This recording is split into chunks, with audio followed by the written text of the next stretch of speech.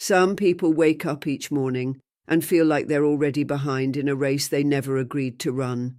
The day hasn't even started, but the mind is already flooded with what's missing, what's wrong, what still hasn't arrived. It's a quiet ache that builds over time. You may have everything you once prayed for, but somehow it still doesn't feel like enough. And in that space between what is and what's still hoped for, peace slowly slips away. But what if I told you that the very thing you're searching for, the calm, the clarity, the sense of fulfillment, doesn't come from achieving more, but from seeing differently? The Buddha didn't teach us to chase happiness like a finish line. He showed us how to awaken to it in this moment through gratitude, mindfulness, and a deeper understanding of what truly matters. So in this video, I want to share something that might shift the way you see your life, not through pressure or performance, but through presence. This isn't just about feeling better, it's about learning to live better, grounded in the wisdom of Buddhist teachings that have stood the test of time. If you stay with me until the end, we're going to explore how a simple shift in mindset can transform your energy, your relationships, and your entire path forward. And if what we're creating here resonates with you, if these messages bring a little peace into your day, there's one simple free thing you can do that helps us keep going. Just hit that subscribe button. It may not seem like much, but it means everything to this journey. And please don't skip around. Every part of this video is intentionally woven together to guide you through something meaningful. What you hear next might just be the answer your heart has been quietly waiting for. Let's walk this path together, with Buddha's wisdom lighting the way.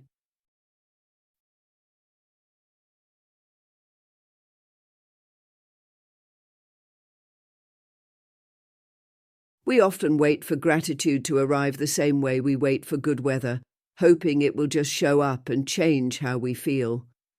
But gratitude doesn't work like that. It's not something that lands in your lap when life finally cooperates. It's not dependent on whether things are going your way or falling apart. In Buddhism, this is one of the most important lessons we learn. Your inner state doesn't have to be held hostage by outer conditions. The Buddha taught that peace comes not from controlling the world, but from understanding the mind. And gratitude is one of the most direct ways to train the mind toward clarity, contentment, and liberation. So many people confuse gratitude with temporary happiness. They think, I'll feel grateful when things finally work out, when I get that opportunity, when life stops testing me. But that approach keeps you stuck in a loop, because life never stops moving. There's always another goal, another problem, another waiting period. Gratitude, then, isn't something you feel only when life is perfect. It's something you choose, even when life is far from it. That's why it's a practice. Like meditation, like mindful breathing, like compassion, it's something you return to again and again until it starts to change the very way you see the world. Think about it. You could wake up with the same circumstances today as you did yesterday. But if today you begin the morning by quietly appreciating the fact that you're alive, that your heart is still beating, that your body is still holding you up, suddenly the day feels different. You're not chasing a better future from a place of lack. You're beginning from a place of enough. The Buddha emphasized this exact truth. In the Dhammapada, he reminds us that the mind shapes everything. When gratitude becomes a conscious habit, it rewires how we perceive everything that happens to us. We stop reacting from fear or scarcity and start responding with clarity and peace. And it's not about faking positivity. You don't have to pretend everything is okay. You don't have to ignore your pain. Buddhist gratitude is not a denial of suffering. It's an awareness of both suffering and the blessings that exist beside it. You can be grieving and still grateful. You can be unsure of your next step and still thankful for the ground beneath you now. This paradox is at the heart of Buddhist practice. Life is full of change and uncertainty, but within that, we can find small anchors of appreciation that keep us steady. A warm meal, a kind word, a deep breath. These are not small things. They are the fabric of a mindful life. You see, when you practice gratitude consistently, not as a mood but as a discipline, you begin to build an inner home that's safe no matter what's happening outside. This doesn't happen overnight. It's a gentle unfolding. But over time, you'll notice you don't need as much to feel content. You'll stop comparing your life to others. You'll stop waiting for something external to validate your worth. And instead, you'll begin to rest in the deep truth the Buddha revealed, that peace is already within you. You just need to clear the dust off the mirror to see it.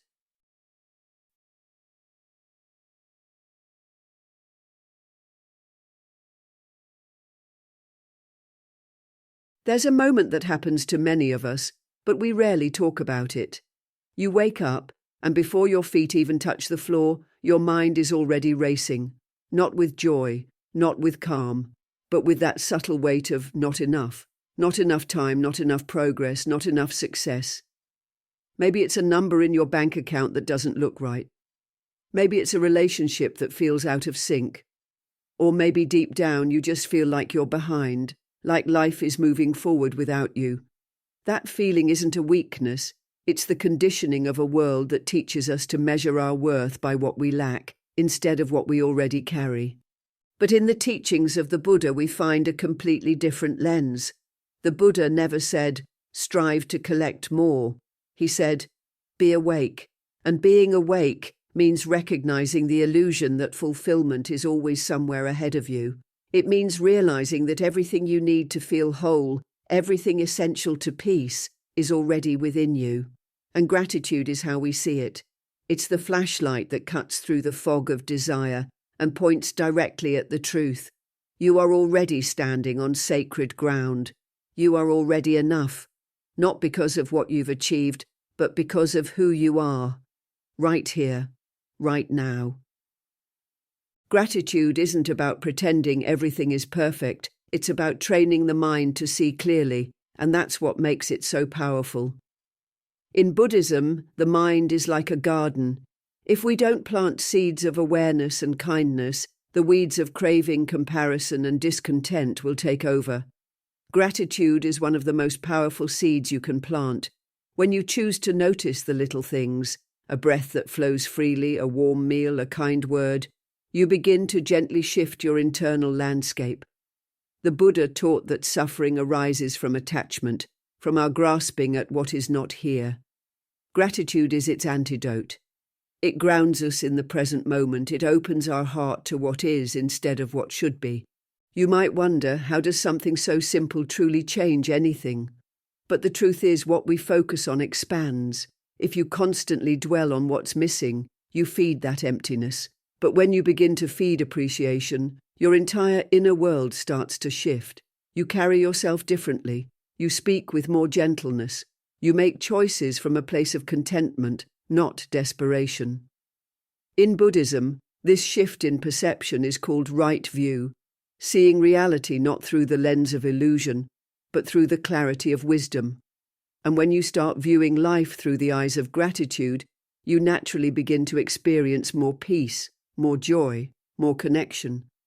Not because the world changed, but because you did.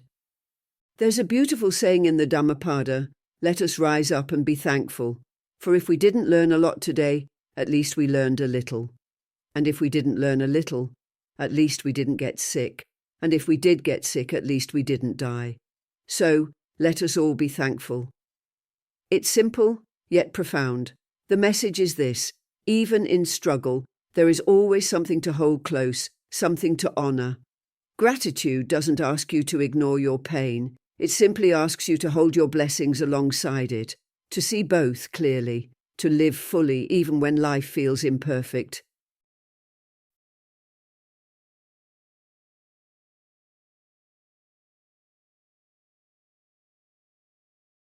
There's a strange thing that happens when we're always looking ahead.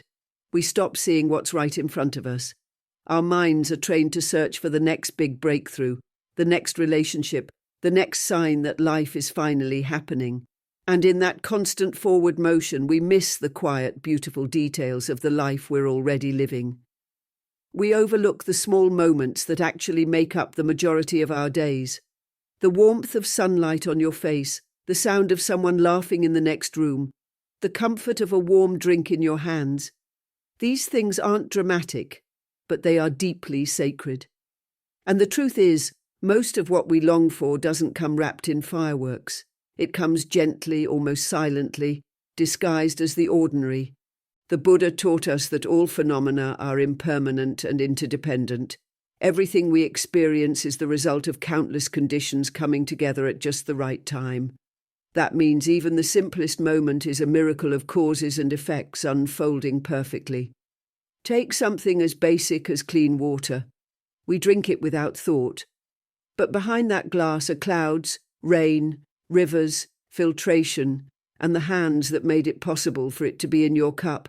That's not just science, that's interbeing. That's the Dharma in motion. When we train our eyes to see this, really see this, we begin to wake up to a level of gratitude that isn't based on achievement, it's based on awareness. So many people are waiting for their real life to begin. They think it'll start when they find the right partner, or land the perfect job, or move to a better place.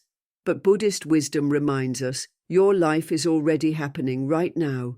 This moment, however simple, is part of your path. If you're always reaching for the next moment, you'll never feel truly alive in this one. And that's the great illusion of modern life. We confuse productivity with meaning, but the things that fill your heart aren't flashy, they're steady, they're present, they're humble. Monastics in Buddhist traditions are trained to bow before they eat.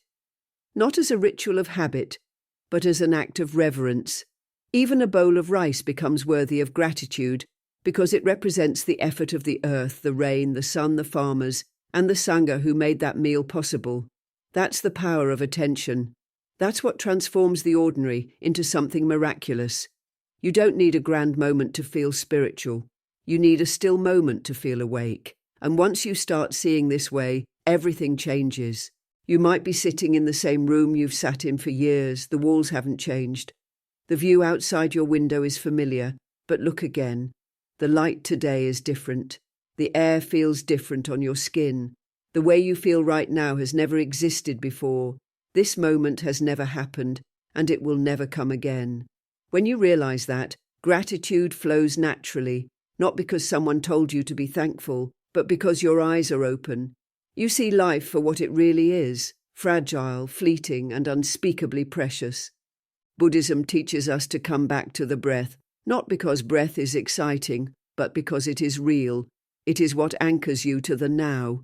And in the now there is no need to impress, no need to achieve, no need to be more. You just are. And that is enough. Every breath is a reminder, I am still here. I am still alive. And that alone is something to bow to.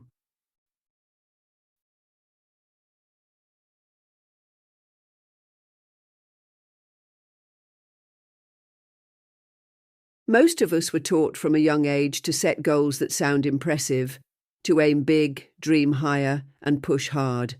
And while there's nothing wrong with ambition, somewhere along the way, many of us started confusing our worth with our achievements. We began tying our inner peace to outcomes we can't always control: money, status, relationships, recognition.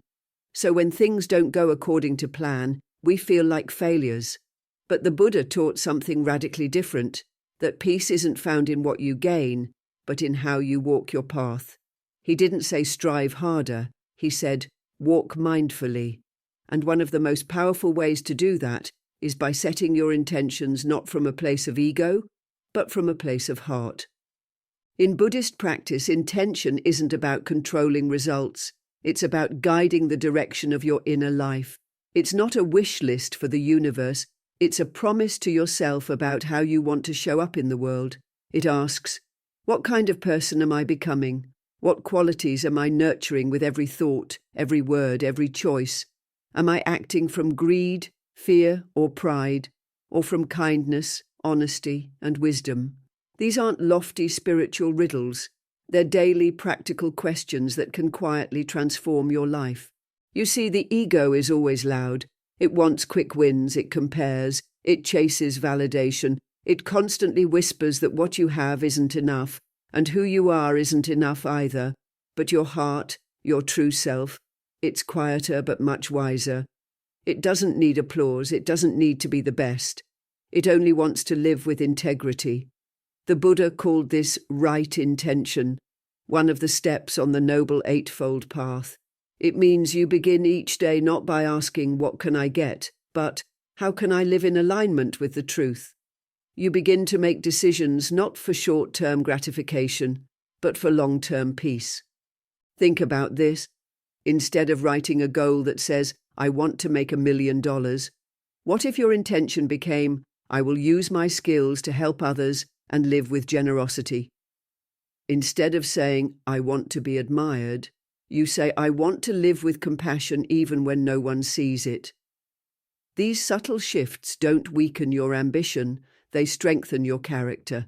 And when your character is strong, you're no longer easily shaken. You stop needing the world to go your way because your peace doesn't depend on external success. It's rooted in how you live. And here's the powerful part.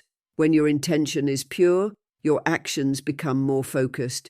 You waste less energy chasing things that don't matter. You don't spiral into regret or comparison because you know you're walking your path with clarity. And as the Buddha taught, karma is shaped not just by action, but by the intention behind it. You can do the same act, give, speak, work, but if your heart is filled with ego, the result is different than if your heart is filled with love. So it's not about doing more, it's about doing what matters with the right energy.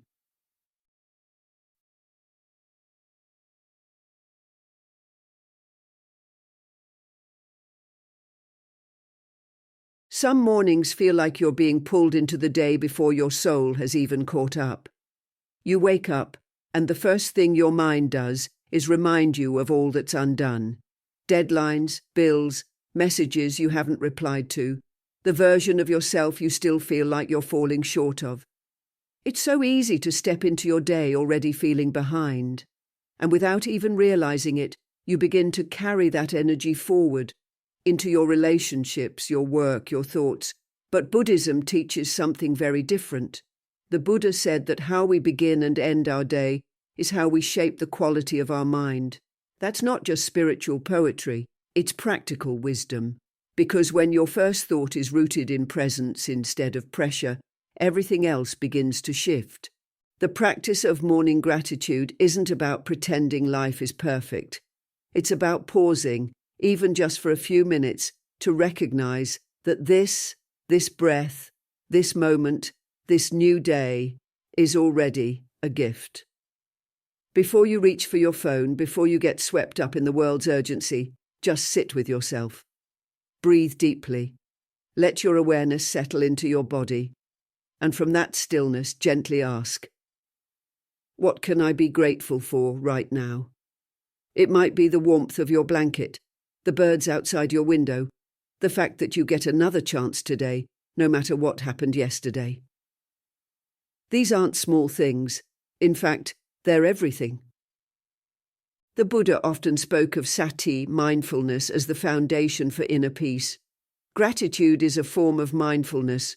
When you practice gratitude each morning, you're not just listing nice thoughts. You're training your mind to notice. You're telling your consciousness, "I choose to see what is right, not just what is missing." That changes your energy, and the energy you bring into your day shapes how your day unfolds. When you lead with appreciation, even life's little annoyances start to feel less heavy. You begin to respond rather than react, and the more you practice this, the more natural it becomes. Gratitude becomes your inner compass. But it doesn't stop in the morning. The way we close the day matters just as much as how we begin it. In Buddhism, reflection is one of the most sacred practices. It's not about judgment, it's about awareness. Before you sleep, take a few quiet minutes and ask yourself, what did I do well today? Where did I lose my balance? How can I return to the middle path tomorrow? This kind of gentle reflection builds self-trust. You're no longer just going through the motions, you're living with intention, You're taking responsibility for your thoughts, your actions, your energy. Some days your gratitude might come easy. Other days it will feel like you're scraping the bottom of the barrel, trying to find even one thing that feels good. But those are the days it matters most. Because even in struggle, even in grief or loneliness, there is always something. A kind gesture, a moment of silence, the courage to just keep going. And when you reflect on that at night, even if it's small, you start to build a deeper relationship with yourself. You begin to see your own growth, your own resilience, your own light.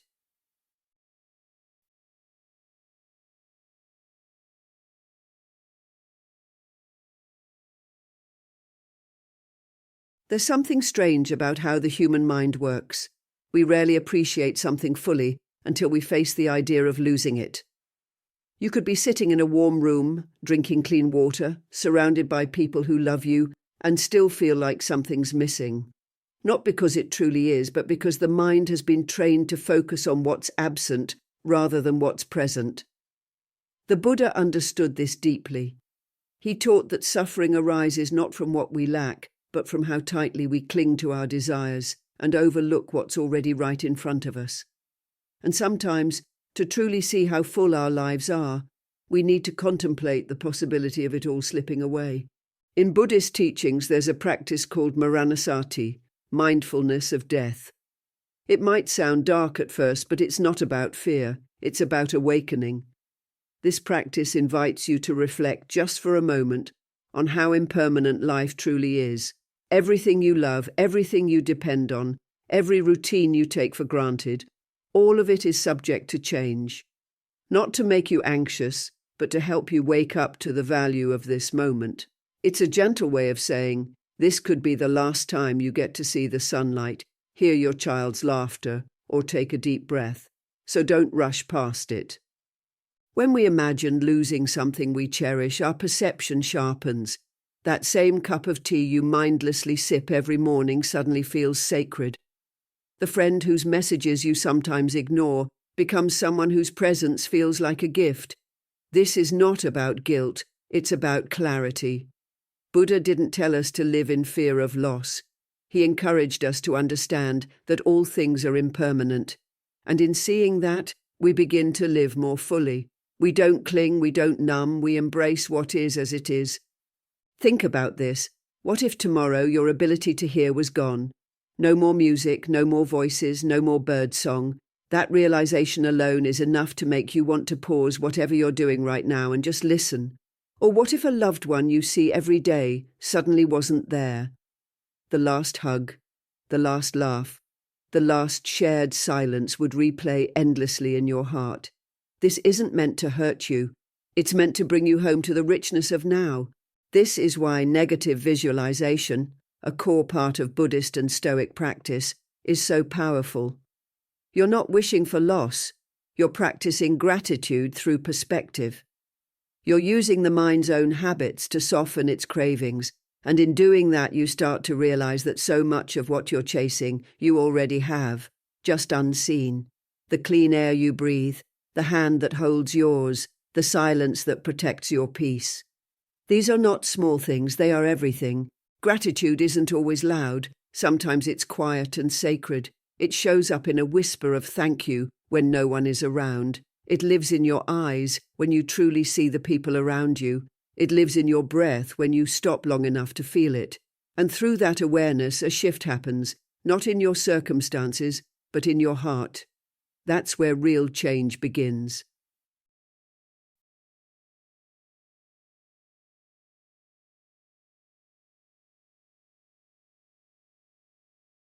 Sometimes the reason we suffer has nothing to do with the problem itself, but everything to do with how tightly we're trying to control what's unfolding. You've probably noticed it too.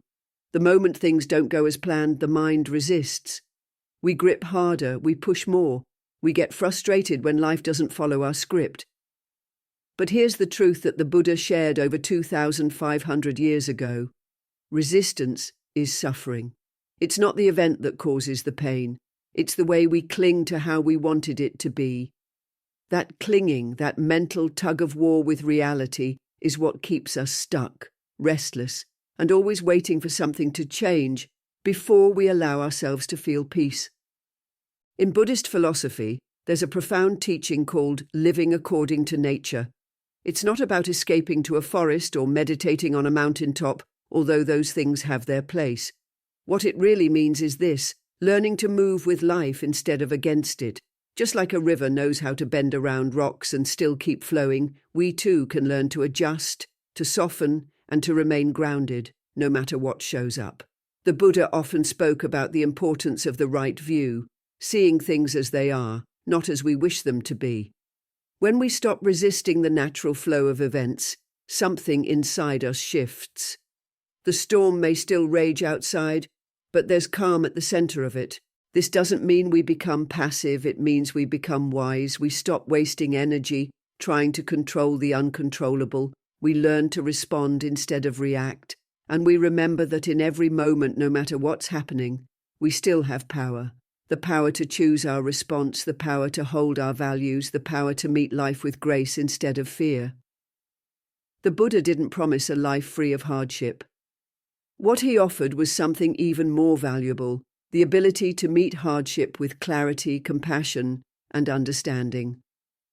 Think about nature for a moment. Trees don't resist the wind, they bend, seasons change, nothing blooms forever, and yet everything finds its rhythm. Human life is no different. There will be moments of expansion and contraction, times when things go smoothly and times when they fall apart. But if we're always wrestling with reality, angry at delays, frustrated by uncertainty, terrified of change, we miss the beauty in what is. Gratitude becomes impossible when we're always at war with the present. To live in harmony with the flow of life is to trust the process. It's to recognize that we won't always understand the timing of things. People may leave, opportunities may fall through, but instead of seeing those moments as failures, Buddhism invites us to see them as part of the greater unfolding. Sometimes what feels like a setback is actually life protecting us or redirecting us, and we can only see that clearly in hindsight after we've let go. One of the Buddha's most powerful teachings was on impermanence, anicca. Everything changes, everything passes, and the more we fight that truth, the more we suffer. But when we accept it, when we lean into it, peace begins to rise. We stop fearing change. We stop holding our breath, waiting for the perfect moment. Instead, we show up for this moment fully. We begin to feel anchored, not because life is predictable, but because our inner world is steady.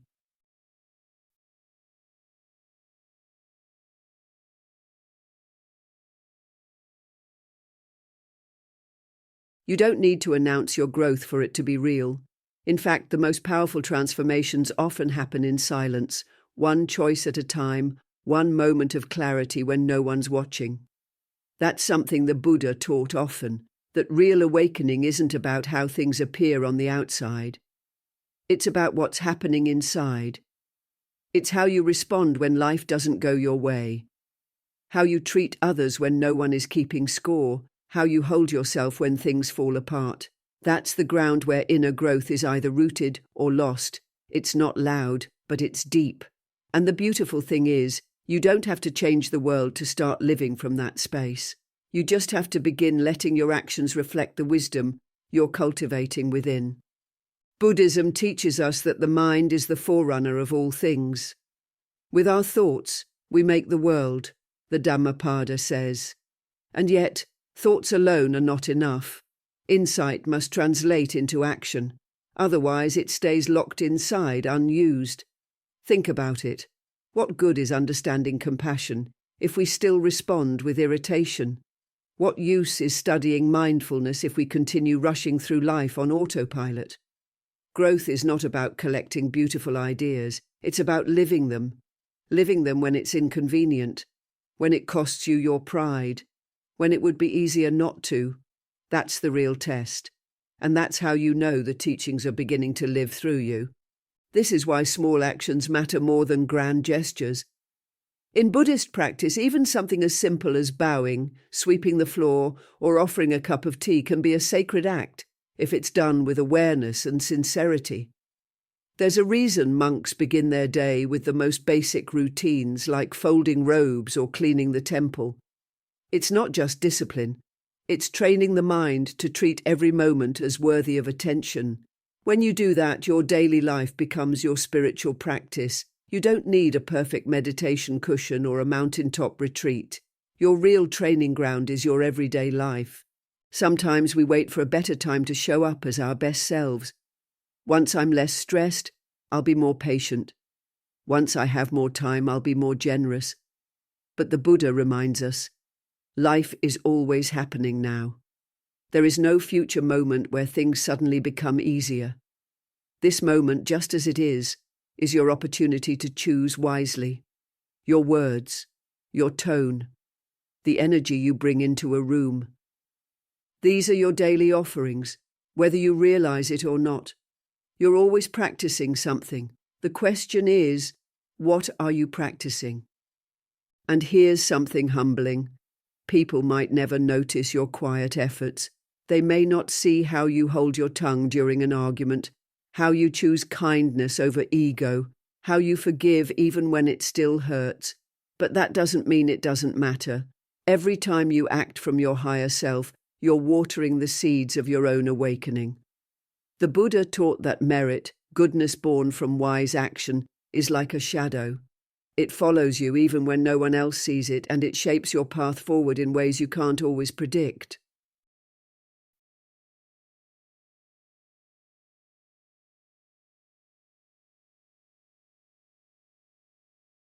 There's a moment in everyone's life when things start to unravel. Maybe it's a job you thought you'd have forever. Maybe it's someone you loved walking away. Or maybe it's just that slow, heavy feeling that creeps in when life doesn't go the way you hoped. It's painful, it's confusing, and in that place, it's easy to lose sight of the ground beneath your feet. You start questioning everything, your choices, your worth, even the path you're on. But in Buddhism, there's a gentle reminder whispered through the teachings. Pain is part of the path, but it doesn't have to harden your heart. The Buddha never promised a life without sorrow. He was clear life brings suffering. It's one of the Four Noble Truths. But he also taught that how we meet that suffering can change everything.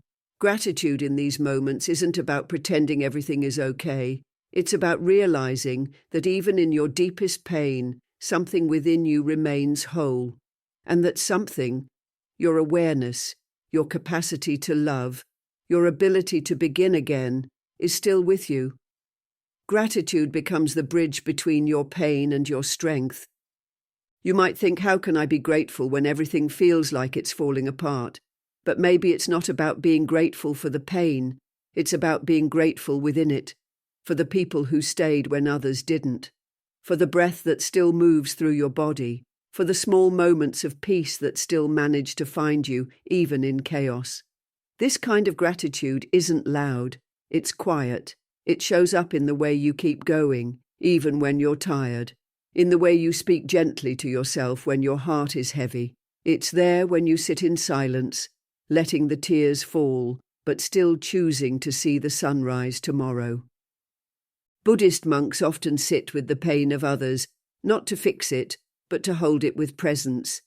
They understand that when we allow suffering to soften us, instead of close us, we grow wiser, more compassionate, more deeply rooted. Gratitude in hard times isn't just a virtue, it's a survival tool. It's the steady hand you reach for when the storm is too strong. And it's not about denying your sadness. It's about honoring it without letting it become your identity. Think of the lotus flower, a symbol in Buddhist tradition. It doesn't grow in clean water. It rises from the mud, from dark, messy, uncertain places. But it still blooms, not in spite of the mud, but because of it. Gratitude is like that. It doesn't need perfect conditions. It just needs your willingness to notice that even in this heartbreak, this confusion, this detour, there is something sacred being shaped within you.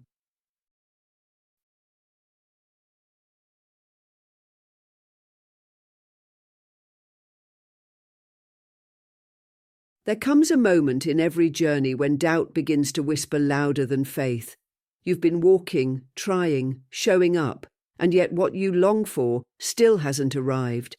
Maybe it's peace, maybe it's a sense of purpose, maybe it's something as simple as clarity, and when things don't move the way we hoped, it's easy to start believing the path isn't working. But here's something most people don't talk about enough. Spiritual growth doesn't always feel like progress. Sometimes it feels like waiting, sometimes it feels like silence. And yet, this is where some of the most powerful transformation begins, not in the noise of change, but in the quiet of patience. The Buddha never promised us that the path would be easy. What he promised was that it would be liberating. But to be free, we have to first loosen the grip we have on our expectations. We want results, we want signs, we want proof, but the Dhamma, the truth, teaches us to walk by insight, not by impulse. Just as a tree doesn't rush to bloom, your growth unfolds in its own sacred timing. And the beautiful part is, you don't have to fully understand what's happening to keep walking forward. You just need to trust the path under your feet, step by step, breath by breath. In Buddhism, we often talk about saddha, which means faith, not blind faith, but a deep, inner confidence that the teachings are true, that the practice bears fruit. This isn't about forcing yourself to believe in something magical. It's about developing a quiet strength in your own heart that says, even if I don't see it now, I know this effort is shaping me. That kind of trust doesn't make the journey shorter, but it makes you steadier, because you realize you're not walking alone. Every mindful breath, every act of compassion, every moment you choose awareness over reaction, these are the invisible steps that move you forward. There will be days when everything in you wants to stop, when the mind says, why bother? When the world feels loud and you feel small. On those days, don't pressure yourself to have perfect faith. Just have a little willingness to breathe, willingness to sit with discomfort, willingness to keep showing up even when it feels like nothing's changing. That's the heart of Buddhist practice, this commitment to presence even when it's not easy, because it's not about avoiding storms, it's about learning how to stand through them without collapsing. When you practice like this, something begins to shift. You stop depending on outcomes to validate your efforts. You stop needing the world to give you signs that you're okay. Instead, you start living from a different place. A place of stability, a place of quiet knowing, a place where you recognize that every experience, good or painful, is part of the unfolding. The Buddha said, drop by drop is the water pot filled. And that's how your practice works, not in big dramatic changes, but in small daily efforts that slowly build an unshakable inner life. Even when life feels uncertain, remember this. You are still here, still breathing, still growing, and that means your journey is not over. Peace isn't something you chase, it's something you return to within yourself. Thank you for walking this path with me, for choosing presence over pressure, and for being a part of Buddhist journey. If this message spoke to your heart, there's another teaching waiting for you right now, just one click away. Watch the next video on your screen and let's keep growing together.